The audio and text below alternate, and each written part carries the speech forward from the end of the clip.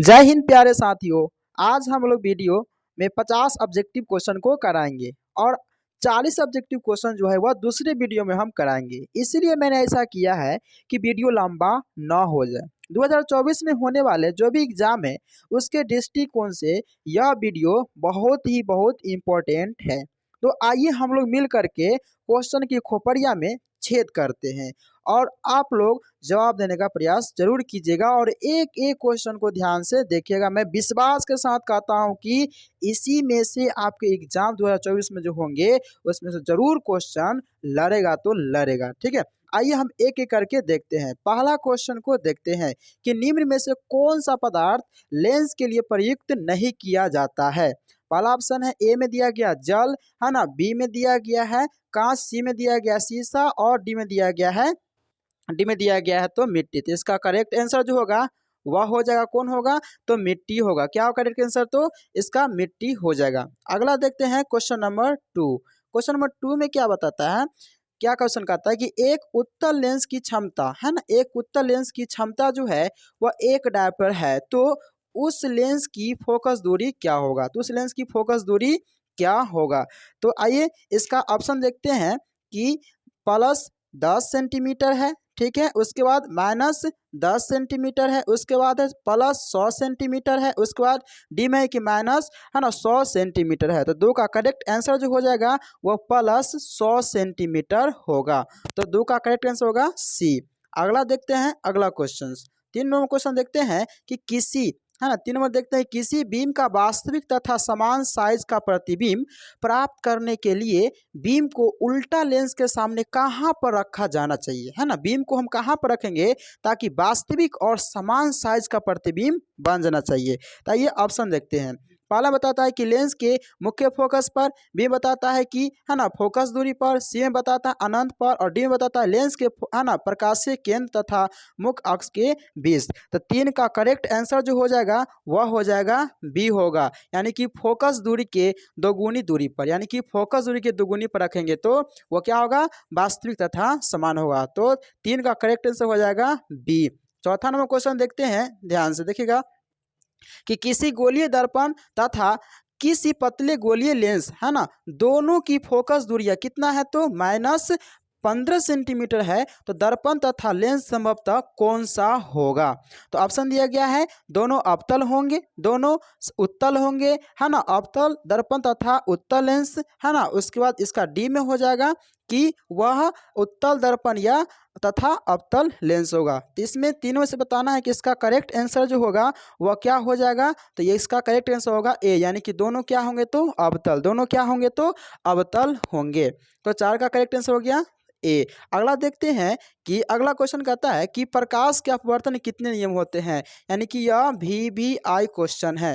प्रकाश का अपवर्तन कितने नियम होते हैं, 1 2 3 4। तो इसका करेक्ट आंसर जो हो जाएगा वह हो जाएगा बी, यानी कि 2। कितने होते हैं तो 2। प्रकाश के अपवर्तन कितने नियम होते हैं तो 2 होते हैं। और दोस्तों यहाँ पे बता दूं कि प्रकाश के अपवर्तन परावर्तन का भी कितने नियम होते हैं तो 2 नियम ही होते हैं।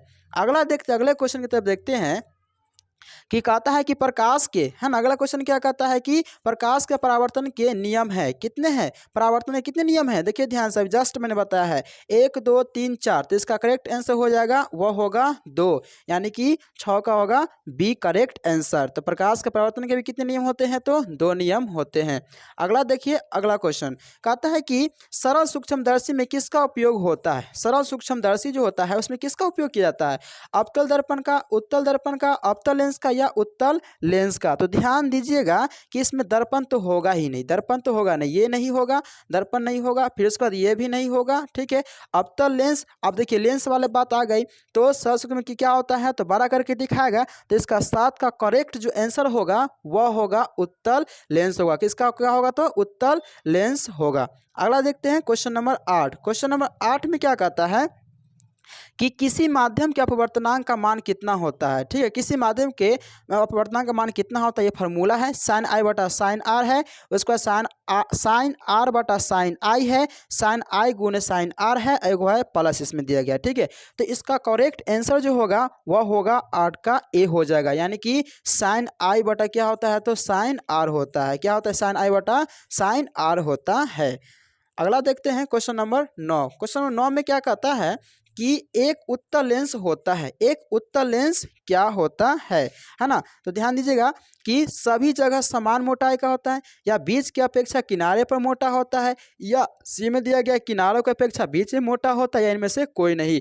तो 9 का जो है वह करेक्ट आंसर जो होगा वह किनारे की अपेक्षा बीच में क्या होता है तो मोटा होता है। उत्तल लेंस होते हैं किनारों की अपेक्षा बीच में क्या होते हैं, मोटा होते हैं। मैं सारा का सारा हम जो पढ़ा रहे थे चैप्टर उसमें पूरा का पूरा बता चुके हैं। ठीक है, कोई बात नहीं, अगर आप नहीं भी पढ़े होंगे तो जरूर यहाँ पर कहीं भी पढ़े होंगे तो यहाँ पर जवाब देने का प्रयास करेंगे। अगला क्वेश्चन 10 में कहता है कि अवतल लेंस का आवर्धन बराबर होता है, यानी कि अवतल लेंस का आवर्धन बराबर होता है यू बटा भी। यहाँ बता दूं यू क्या है, यू होता है वस्तु की दूरी, अब भी यू क्या होता है प्रतिबिंब की दूरी होता है। देखिए ए में क्या कहता है यू बटा भी है ना, उसका कहता है यू गुणे भी, यू प्लस भी, और डी में कहता है भी बटा यू। तो 10 का करेक्ट आंसर होगा है ना भी बटा यू। क्या होगा तो करेक्ट आंसर भी बटा यू हो जाएगा। ठीक है, अगला देखते हैं क्वेश्चन नंबर 11। क्वेश्चन नंबर 11 में क्या कहता है, ध्यान से देखिएगा कि गोलीय दर्पण में फोकसांतर एवं वक्रता त्रिज्या के बीच संबंध क्या दिखाता है। यानी गोलीय दर्पण में जो है फोकसांतर यानी कि एफ और आर में क्या रिलेशन है, एफ है ना और आर में दोनों में क्या रिलेशन दिखाता है। ऑप्शन है कि आर बराबर 2f, उसके बाद है एफ बराबर है ना आर, उसके बाद है कि है ना एफ बराबर आर बटा 2 बटा आर है, और आर बराबर एफ बटा 2 है। तो याद रखिएगा 11 का करेक्ट आंसर जो होगा वो आर बराबर क्या होगा तो 2f होगा, आर बराबर क्या होगा तो 2f होगा। तो 11 का करेक्ट आंसर होगा ए हो जाएगा। आगे देखते हैं क्वेश्चन नंबर 12। क्वेश्चन नंबर 12 में क्या कहता है कि निर्गत किरण एवं अभिलंब के बीच क्या क्या तो निर्गत किरण है ना और अभिलंब के बीच जो भी कोण बनता है उस कोण को क्या कहते हैं। ऑप्शन ए में है आपतन कोण कहते हैं, परावर्तन कोण है ना, निर्गत कोण, या इनमें से कोई नहीं। तो 12 का करेक्ट आंसर जो होगा वह बोलते हैं निर्गत कोण। क्या बोलेंगे तो निर्गत कोण कहा जाता है। तो 12 का करेक्ट आंसर होगा सी। आगे देखते हैं क्वेश्चन नंबर 13। क्वेश्चन नंबर 13 में क्या कहता है कि 1 मीटर फोकस दूरी वाले उत्तल लेंस की क्षमता क्या होंगे। 1 मीटर फोकस दूरी वाले उत्तल लेंस की क्षमता क्या होंगे, यानी कि -1d होंगे। डी यहाँ पर डायोप्टर होते हैं जो है ना पावर का ऐसा मात्रक होता है। तो -1d है, उसके बाद 1d है, उसके बाद 2d है, उसके बाद क्या 1.5d है। तो इसका करेक्ट आंसर जो हो जाएगा वह 13 का क्या होगा, ध्यान से बताइएगा 13 का हो जाएगा बी होगा, यानी कि 1d क्या होगा तो 1d होगा। आगे देखते हैं क्वेश्चन नंबर 14। 14 में देखते क्या कहता है कि है ना किसी अवतल दर्पण द्वारा आभासी सीधा तथा आवर्धित प्रतिबिंब बनता है जब वस्तु स्थिति होती है।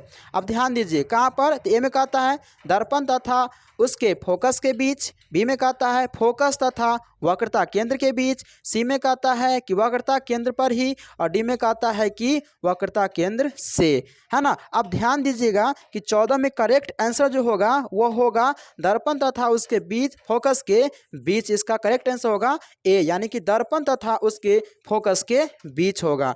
आगे देखते हैं क्वेश्चन नंबर है ना 15। क्वेश्चन नंबर 15 में क्या बताता है, ध्यान से आप लोग भी देखिएगा एक एक करके, पूरा विश्वास के साथ कहता है कि 2024 में जरूर इससे क्वेश्चन आएंगे। देखिए 15 में क्या कहता है, किस दर्पण द्वारा प्रतिबिंब छोटा होता है। किस दर्पण द्वारा प्रतिबिंब छोटा होता है, उत्तल दर्पण, अवतल दर्पण, समतल दर्पण, इनमें से कोई नहीं। तो हमेशा याद रखिएगा जो दर्पण छोटा प्रतिबिंब बनाएगा वह उत्तल ही बनाएगा। क्या बनाएगा तो उत्तल बनाएगा। तो इसका करेक्ट आंसर क्या होगा तो उत्तल दर्पण। और बड़ा कौन बनाता है तो अवतल बनाता है। तो इसका करेक्ट आंसर सिर्फ याद रखिएगा कि किस दर्पण द्वारा प्रतिबिंब छोटा बनता है, तो छोटा बनाने वाला कौन होता है तो उत्तल दर्पण होगा। तो 15 का ए आंसर हो जाएगा। आगे देखते हैं क्वेश्चन नंबर 16। क्वेश्चन नंबर 16 में क्या कहता है कि अवतल दर्पण को कहते हैं, अवतल दर्पण को क्या कहते हैं, अभिसारी, अपसारी या अभिसारी तथा अपसारी, इनमें से कोई नहीं। देखिए ध्यान से, इसका करेक्ट आंसर जो होगा वह क्या हो जाएगा तो ए होगा, यानी कि अभिसारी। देखिए अवतल दर्पण क्या करेगा, किसी प्रकाश को एक स्थान पर ला करके मिला देता है। ठीक है, सब क्या करते हैं एक साथ मिलाता है, इसलिए अभिसारी। अभिसारी के मतलब ही होता है कि सही प्रकाश एक ही जगह आकर के मिल जाना। तो इसलिए अवतल दर्पण कौन सा बोलते हैं तो अभिसारी कहा जाता है। तो इसका करेक्ट आंसर हो जाएगा ए।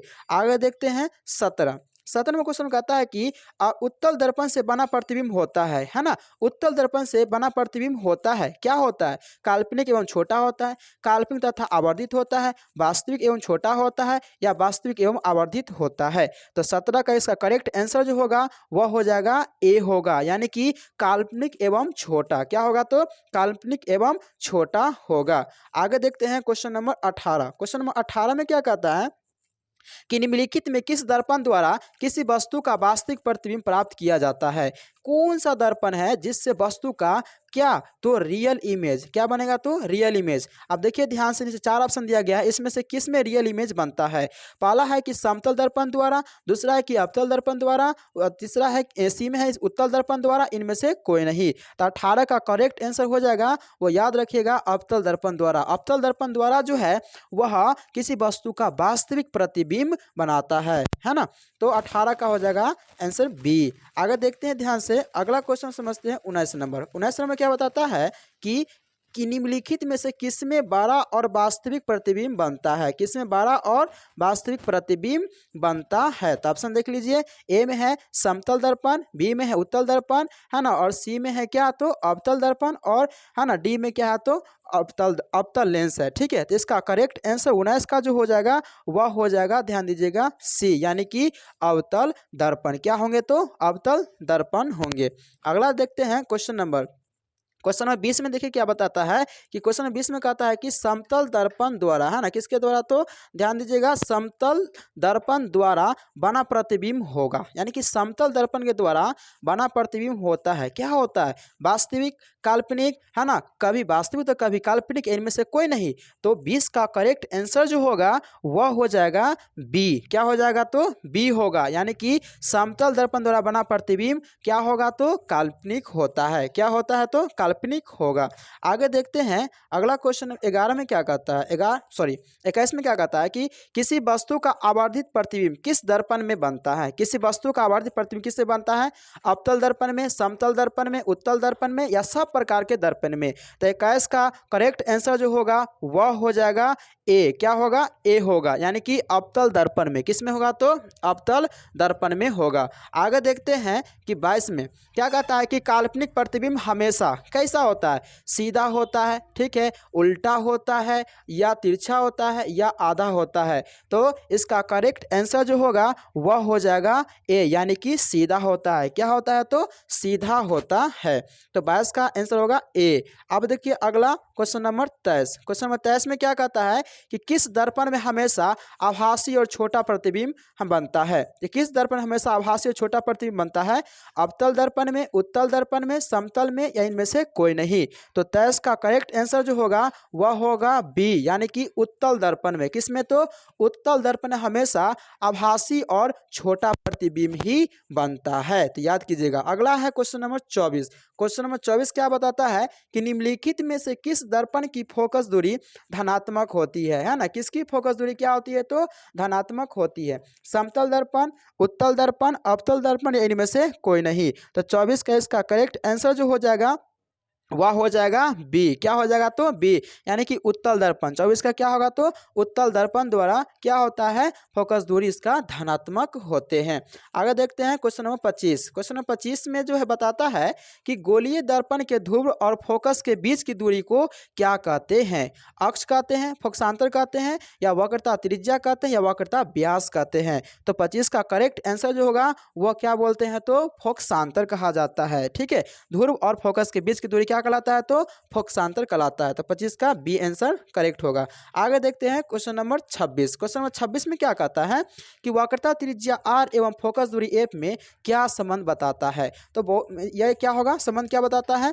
ए बराबर आर बटा 2, ए बराबर आर बराबर एफ बटा 2, या ए बराबर 2 बटा आर? तो 26 का करेक्ट आंसर जो होगा वह हो जाएगा ए होगा, यानी कि ए बराबर क्या होगा? तो आर बटा 2, या ऐसे भी कह सकते हैं इसका आर बराबर क्या होगा? तो 2f। क्या हो जाएगा r बराबर 2f। तो 26 का आंसर ए होगा करेक्ट। आगे देखते हैं 27 नंबर। 27 में क्या कहता है कि हजामत बनाने के लिए प्रयोग किया जाता है। आपके एग्जाम में बहुत बार ये क्वेश्चन पूछा गया है ना, VBI। हजामत बनाने के लिए ये किसका, कौन सा दर्पण का उपयोग किया जाता है? उत्तल दर्पण का, अवतल दर्पण का, समतल का, या उपयुक्त में से सभी? तो 27 का करेक्ट आंसर होगा वह होता है बी, यानी कि अवतल दर्पण का। क्यों करते हैं अवतल का? क्योंकि यह हमेशा बड़ा प्रतिबिंब को बनाता है अवतल दर्पण। 27 का इसका आंसर हो जाएगा बी। क्या होगा 27 का आंसर? बी हो जाएगा। आगे देखते हैं क्वेश्चन नंबर 28। क्वेश्चन नंबर 28 क्या कहता है कि सोलर कुकर में प्रयोग किया जाता है। क्या किया जाता है? कौन सा दर्पण का, है ना? तो अवतल दर्पण, उत्तल दर्पण, समतल दर्पण तथा उत्तल तथा अवतल दोनों। तो इसका 28 का जो है वह करेक्ट आंसर हो जाएगा ए। क्या हो जाएगा? ए, यानी कि अवतल दर्पण का प्रयोग किया जाता है सोलर कुकर में। ठीक है, तो 28 का है ना ए आंसर हो जाएगा। आगे देखते हैं 29। 29 में क्या कहता है कि सर्च लाइट की परावर्तक सतह होती है। किसकी? तो सर्च लाइट की परावर्तक सतह होती है उत्तल दर्पण में, अवतल दर्पण में, समतल दर्पण, उत्तल अवतल दोनों में। तो 29 का करेक्ट आंसर हो जाएगा वह हो जाएगा बी, यानी कि अवतल दर्पण में। किस में होगा इसका आंसर? तो अवतल दर्पण में सर्च लाइट की परावर्तक सतह होती है। आगे देखते हैं क्वेश्चन नंबर 30। क्वेश्चन नंबर 30 में क्या कहता है, मैंने यहाँ पर तेजी से करा रहा हूँ ताकि यहाँ पर टोटल कितने क्वेश्चन है? तो 50 क्वेश्चन है। ठीक है, अब देखिए ध्यान से, रोगियों की नाक, कान, गले आदि की जांच के लिए डॉक्टर किस लेंस का प्रयोग करते हैं? किस लेंस का प्रयोग करते हैं? अवतल दर्पण का, उत्तल दर्पण का, अवतल लेंस का, या उत्तल लेंस का? तो इसका करेक्ट आंसर जो हो जाएगा वह 30 का जो होगा वह हो जाएगा ए, यानी कि अवतल दर्पण का। किसका? तो अवतल दर्पण का। क्यों? क्योंकि अवतल दर्पण हमेशा वस्तु क्या बनाते हैं? उसका प्रतिबिंब बड़ा बनाते हैं, है ना, इसलिए अवतल दर्पण का उपयोग किया जाता है। तो इसका ए आंसर सही होगा। आगे देखते हैं